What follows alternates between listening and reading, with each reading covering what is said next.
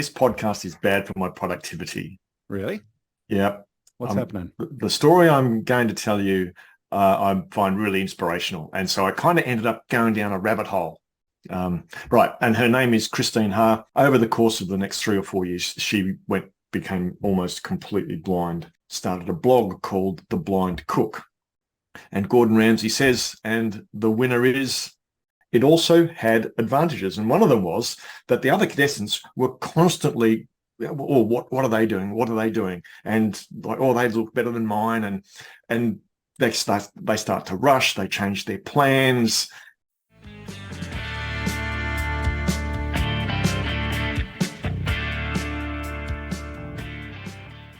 Welcome to Anecdotally Speaking, a podcast to help you build your business story repertoire. Hi, everyone. I'm Shawn Callahan. And hey, everybody, I'm Mark Shank. Mark, I believe you've got a story for us. You believe correctly. And I must say, this podcast is bad for my productivity. Really? Yeah. What's happening? The story I'm going to tell you, I find really inspirational. And so I kind of ended up going down a rabbit hole, studying this lady. Right. And her name is Christine Ha. She's born of Vietnamese. She lives in Houston in the USA, born to Vietnamese parents, refugees from the Vietnam War, and kind of a normal upbringing. Her mum was apparently an amazing cook and taught Christine a whole bunch of stuff about how to cook. And unfortunately, her mum died when she was 14. So kind of cooking lessons ended there. When Christine was in her early 20s, she was diagnosed with an autoimmune disease called neuromyelin-optica, NMO, and it's your own immune system attacks the optic nerves. And over the course of the next 3 or 4 years, she became almost completely blind. Wow. And so she'd never studied cooking, but when she went blind, she went, I am going to learn how to cook, even though I'm blind. Uh-huh. Right. So she starts teaching herself how to cook, and now her husband was helping her and all that. So she figures out how to cook. And as she learns more, she started a blog called The Blind Cook, and she starts to attract a following. And she was invited to audition for the 2012 series of Masterchef USA. Excellent. And so, and this, by the way, I have to say, that's Sheena's favorite TV show. Like, it's in our house, it's almost on a rotating repeat, right, of shows. So all right, well, I've seen a lot of Masterchef. Okay, all right, well, the audition. So there's Gordon Ramsay and 2 other judges sitting there, and coming up towards them using her cane with her husband by her side, holding her arm, is Christine, right? And she walks up, and the look on Gordon Ramsay's face was astonishment. Like, he's like, what? Anyway, Christine gets the thing, does the, she cooked a traditional Vietnamese catfish dish. And anyway, she gets selected. Yep. Now, of course, big disadvantage, she's blind. The other contestants running around, getting the stuff out of the fridge, doing all their stuff. And she can't do any of that. She's got a helper, by the way. So the helper goes and gets stuff from the fridge and things like this. During the 19 episodes, she won 7 of the competitions. She really? Placed 7 of the 19. Amazing. That's pretty cool. She placed in the top 3 in 3 others. She was also in the bottom group twice. Did she fight her way out? Fought her way out and got through. And in September 2012, she was in New York for the finale where they announced the winner. And there was herself and another contestant. And Gordon Ramsay says, and the winner is Christine Ha. And my God, really? So she won Masterchef USA blind. But she talks about, even though she was blind, and that was a big disadvantage, it also had advantages. And one of them was that the other contestants were constantly, oh, what are they doing? What are they doing? And like, oh, they look better than mine. And they start to rush. They change their plans. And sometimes they don't even serve up the finished dish. Disaster ensues. Yeah, that's right. Well, I'm no aficionado of the show, but I'm sure that you could fill out some of the details. Anyway, Christine just said, I had none of that. I just focused on me. I did the thing that I'd planned to do. I was not distracted, and it really helped me focus on getting the dish that I intended to prepare on the plate at the right time. And so that's amazing. From a big disadvantage, there were also advantages, and she won the whole thing. And she's written books. She's co-host on a show in Canada. She's got 2 restaurants in Houston. She travels the world giving demonstrations, talks, etc. And just totally admire how she has achieved this against the odds. That's fabulous, isn't it? What a great story. I mean, I think one of the things I've been thinking about recently is the importance of relatability. How relatable a story is. It's usually stories which are about things we've all experienced in some way. And, maybe we haven't all experienced watching MasterChef, but we have all experienced eating food, right? Or even seen people prepare food if you haven't done it yourself. So it's got this draw of relatability straight away, I think. I think that's a great element of it. It's got a bit of fame in there with, Gordon Ramsay. Got a bit of that. And, that always creates an attitude when you hear that guy's name. Lovely. Yeah. How did you find this one? What was that's a nice story. Yeah, look, one of the beauties about we've got a global a network of people who deliver our programs all across the world, and they're constantly bumping into great stories. And one of them is Maria Marenko, who was who was on the podcast, a guest on the podcast, yes, earlier this year.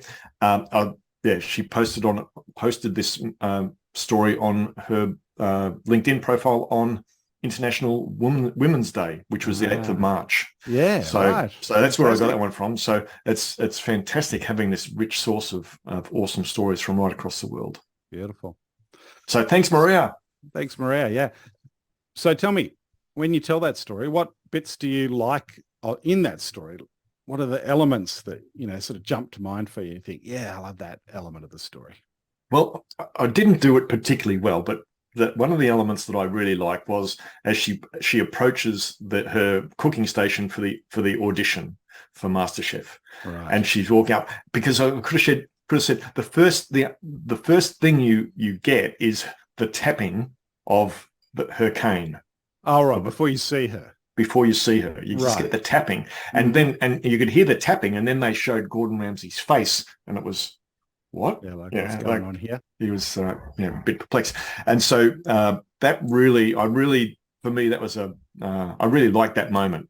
The surprise that a blind chef would have the audacity to have a crack at MasterChef,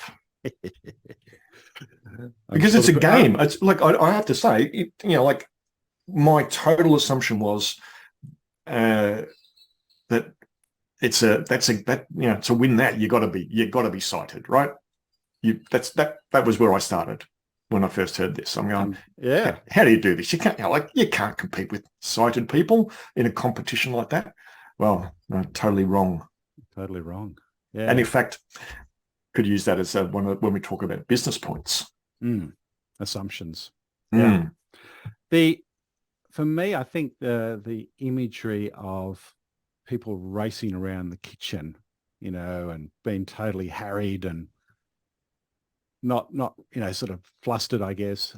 And her, I'd love to see, I haven't seen her, sort of cook, but I'd love to see the sort of serenity. I'm imagining this serenity associated with her just focusing on what she needs to do and getting it done each time on time. Because, when you watch the show, the number of times, there are things that they just can't get on their plate or whatever. They can't get it plated up because of time constraints. They've stuffed it up along the way.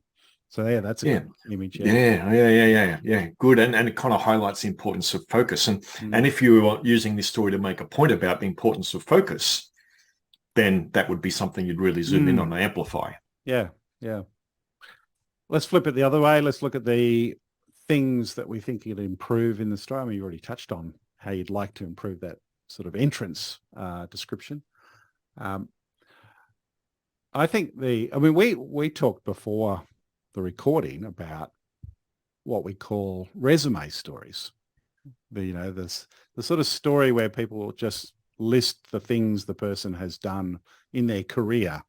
They studied born this. in 1975 and they studied the diploma of this, and they got a master's in information systems and a master's of fine arts, and and I had all that the first time round. But as you said, it sounded a bit like I was reading a resume. Yeah, so it's a thing that we need to keep in mind, that people just really want to see a small subset usually, and this happens over and over again. Once you cut it down and work out, okay, what are the couple of scenes that you want to illustrate, all of a sudden it comes to life. Yeah, it's kind of one of the principles to apply when you're doing this stuff is get to the action quickly. Yeah. And in the first time I did it, I didn't do that because, as I say, I got lost in the rabbit hole. Yeah, you were enjoying it. You're enjoying the research. I was really loving the research. Yeah. This is a super impressive woman. Yeah.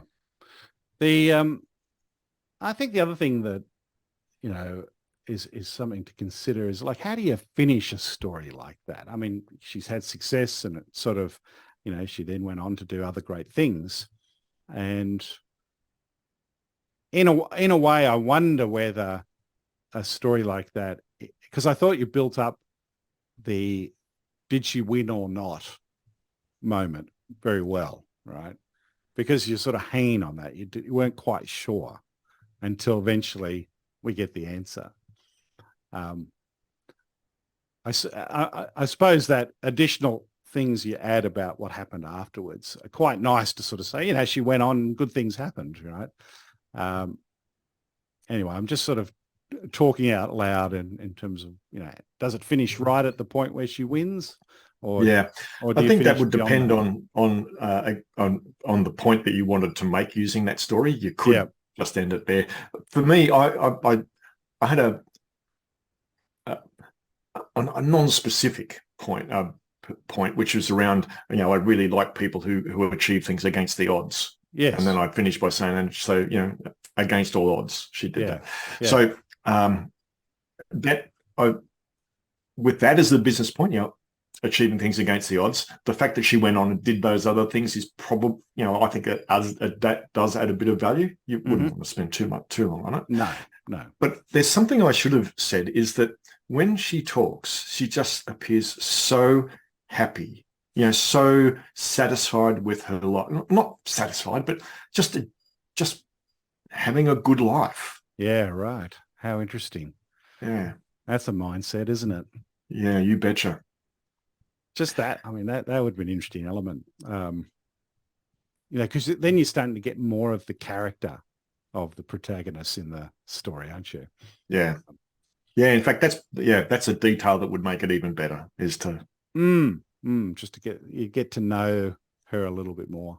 Yeah. No, that's good. Fantastic story. Business points, Mark. I mean, we've touched on some of them already, but yeah, all right. So what are the big ones for you? But don't let people say you can't do things. Yep. Against the odds. You might think that you can't achieve this, but look, let me tell you about what Christine Haar did. Yeah. Focus is another one. So, folks, we can all get distracted like the other participants, or we can get focused on our task at hand and just focus on what we can control. That's another one. Yep. Any others from you? No, I think you covered it for me. I think there's nothing else that I can jump on at the moment, but no, they're good ones. They're really good. I guess so. In Maria's LinkedIn post, she talked about the story being useful in context of when people are thinking there's no way out of this. Also around the resilience. A really great story about resilience. I'm just smiling because I'm thinking you might be tempted to use the story in this way, but I suggest you probably shouldn't. And that is, when All right, someone... should we issue some sort of trigger warning here for our audience? No, it's fine. It's just, like if you're bumping into someone who's a bit down in the dumps and things are not going very well for them, you go, yeah, but look, this person, she's blind and she gets things done, That's not going to win you any friends, I would suggest, at that point. That's the misuse of storytelling, I think. But okay, good story. I love it. Definitely going into the story bank. So Mark wants to add. I just got an idea. Just for me, the value of what you said in practice, yes, when the importance of getting to the action quickly and moving away from a resume style story, it's such an important thing to do. It's one of the things that we see happening a lot. Yeah. When people try and tell a story, they think they have to tell everything. Yes. When the power of a story is when you get to a moment, a specific thing, that's where impact lies. Yeah. It's a good reminder. And in fact, what would be a great outcome is you tell that story and the audience asks questions about her, right? And then you can trickle out the rest of the information that you know about her. Then they're pulling it, right? They're sort of going, tell me, rather than you pushing it at them. So yeah, that's a good situation.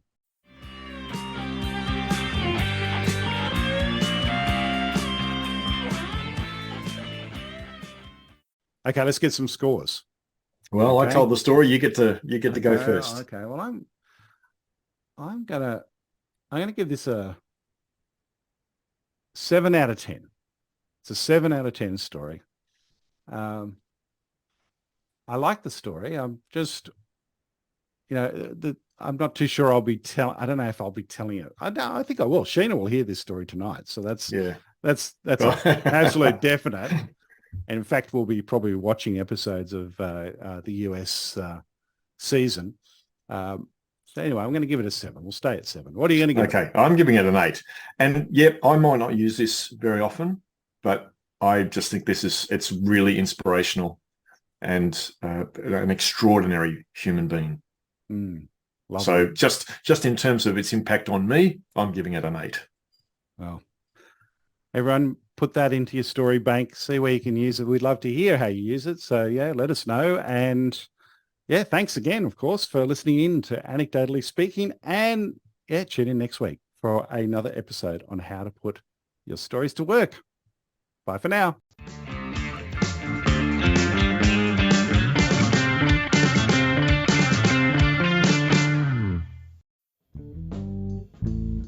Anecdotally Speaking was engineered by Dave Stokes from Author to Audio.